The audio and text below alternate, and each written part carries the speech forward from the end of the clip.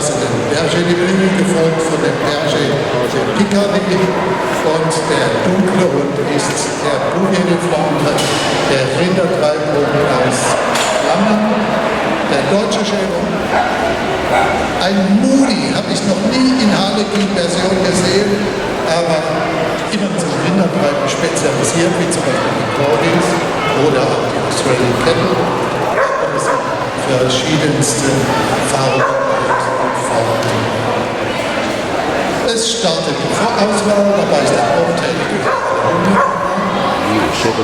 dabei ist der Skipperke mit der charakteristischen Halskrause, der Hyäne, dabei ist der schwarze Berger de Brie, der Bria, und dabei ist auch der Flandrische Kuhhund,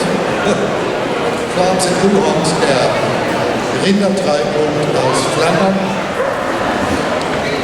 Hier jetzt der Rindertreibhund aus dem Nachbarland Belgien-Frankreich, aus Flandern.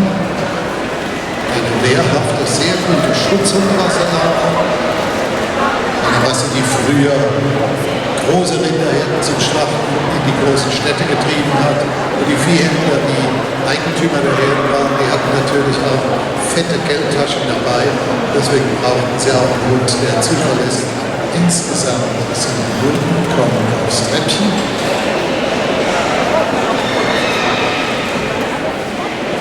Auf den dritten Platz möchte Herr Dr. Peter sehen den weißen Schweizer Schäferhund.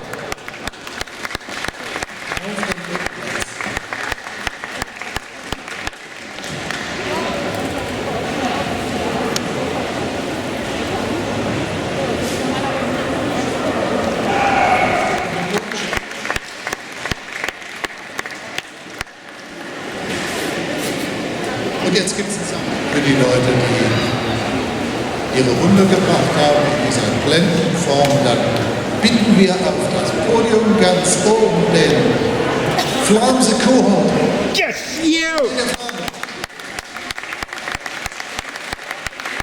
Vielen Dank für die Anmerkung.